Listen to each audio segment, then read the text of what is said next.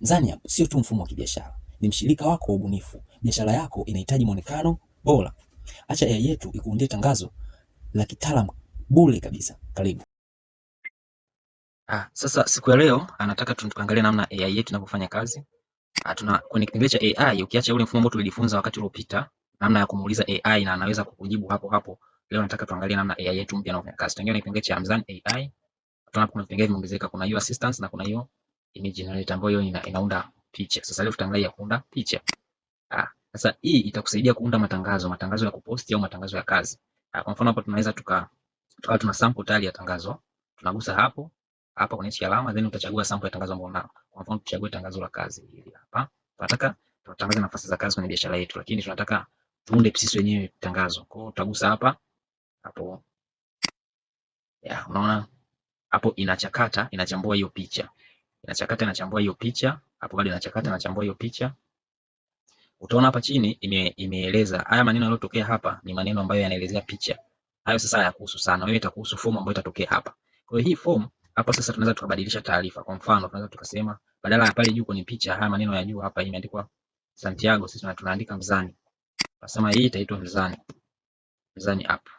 Haya, huku kwenye tuache, tunaweza tukasema hapa tutoe tu. Hapa ibaki ni Dar es Salaam, Tanzania. Tutoe ile maneno sio Republic hapana. Haya, hapa tuweke labda June.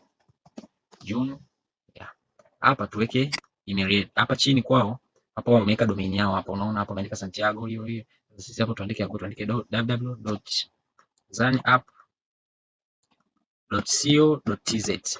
Alafu tuje tu generate prompt. Tutaona prompt imehamia hapo chini ikiwa tayari imechukua zile vigezo vyetu.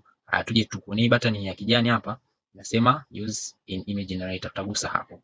Utaona inakwambia imeleta hapa, imehamisha page, imeleta sehemu ya image generator. Utakuja kugusa button nyeusi imeandikwa generate image, then utairuhusu Mzani AI iunde tangazo la nafasi za kazi kulingana na jinsi ulivyojaza kwenye form.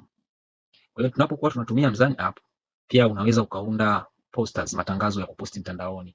Yani wewe kama una sample unaipenda au unachukua template kwenye Mzani App, then unapakia, unaomba prompt. Prompt ni maelezo ya picha. Ukiwa unaomba maelezo ya picha hapo itakuletea form. Hiyo form itakuwa ina sehemu ya wewe kujaza taarifa zako binafsi. Then ukijaza taarifa zako binafsi utaomba ikuundie picha kama hapa unavyoona. Tayari imetundia tangazo. Hapa juu imeandika Mzani hapo imeandika hivyo. Ile tuliandika June imebadilisha, umeona hapa imeandika hapa chini imeandika www.zaniapp.co.tz. Kwa hiyo kwa prompt chache tu tunaona tayari tumeunda picha yetu. Ya mwanzo ilikuwa ni hii hapa. Hii ndio picha ambayo tumeitumia kuunda tangazo letu. Lakini unaona hapa chini hata hii hapa ni Januari, lakini sisi kwenye picha yetu ni hii hapa. Utaona iko tofauti, hii imeandikwa June. Na hapa wao location walikuwa wamesema location ni Dar es Salaam, United Republic of Tanzania, lakini sisi kwetu tuliweka Dar es Salaam, Tanzania. Karibu sana Mzani hapo, sio tu kwenye usimamizi wa biashara yako, lakini pia hata kwenye kuunda matangazo yako. Tuko makini kwa ajili ya kukuza biashara yako. Karibu sana Mzani App, tunakukaribisha.